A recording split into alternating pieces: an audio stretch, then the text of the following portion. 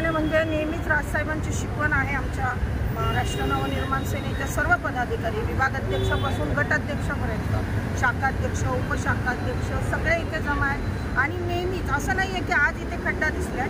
आमचे जे मनसेचे सगळे महाराष्ट्र सैनिक आहेत त्यांचं नेहमीच प्रत्येक विभागातल्या कार्यकर्त्यांचं प्रत्येक रोडवरती लक्ष आहे। पावसाळा आला म्हणजे फक्त मनसेलाच हा उपक्रम आहे की कोणत्या रस्त्यावरती कुठे किती खड्डे पडले।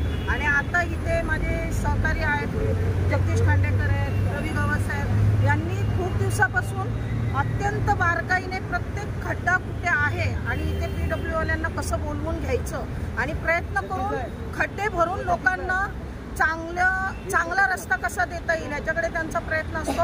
आणि इथे मनसेची खूप मोठी जीत आहे। याच्यामध्ये महिला सेनाही त्यांच्या बरोबरीने उभी आहे। त्यामुळे इथून पुढच्या सगळ्याच कॉन्ट्रॅक्टरांना एक विनंती आहे की बाबांनो जिथे तुम्हाला खड्डे दिसतील स्वतःहून भरा, नाहीतर महाराष्ट्र सैनिक भरायला सज्ज आहे। महाराष्ट्र रस्त्यामध्ये खड्डा आज तुम्ही उपोषण केलेलं काय सांगणार? आज खड्ड्यामध्ये महाराष्ट्र नवनिर्माण सेना मानपूर छत्रपती शिवाजीनगर विधानसभा आहे।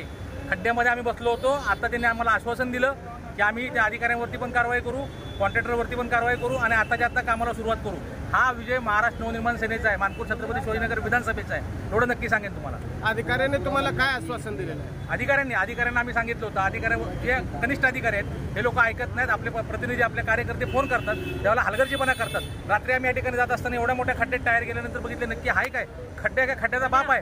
तेव्हा आम्ही उतरून बघितलं एवढा मोठा खड्डा आहे, त्याच्यानंतर बेरिगेटिंग वगैरे काही नाही। मग आम्ही सगळ्या कार्यकर्त्यांनी मिळून आम्ही एका कार्यक्रमावर येत होतो तेव्हा आम्हाला दिसलं। मग आम्ही या ठिकाणी स्वतः उभा राहून महाराष्ट्र सैनिकांनी सर्वांना मार्गदर्शन केलं, इथून जाऊ नका। 2 तास थांबलो। सकाळी आल्यानंतर परत बघतोय खड्डा आहे तसंच आहे, फक्त पाणी निघून गेलं होतं। पुन्हा आम्ही थांबलो।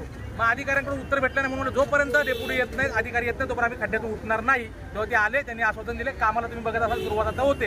ही मनसेची जीत आहे। खरं तर PW डिपार्टमेंट यांनी जे रस्त्याचं काम सुरू केलं ते अत्यंत निकृष्ट दर्जाचं केलं होतं आणि जे आता काम चालू आहे त्यांची जबाबदारी होती की रस्त्यावर जे खड्डे पडलेले आहेत ते त्यांनी मुजवणे गरजेचं होतं। गेल्या 15 दिवसापासून इथे खड्डे पडलेले होते। काल मला वाटतं आमच्या विभागाचे जगदीश खांडेकर यांची गाडीसुद्धा आदळली, सिलेंडरची गाडी ती पलटी होतं वाटते, रिक्षावाले 2-3 पलटी झाले, बाईकवाल्यांना मार लागला।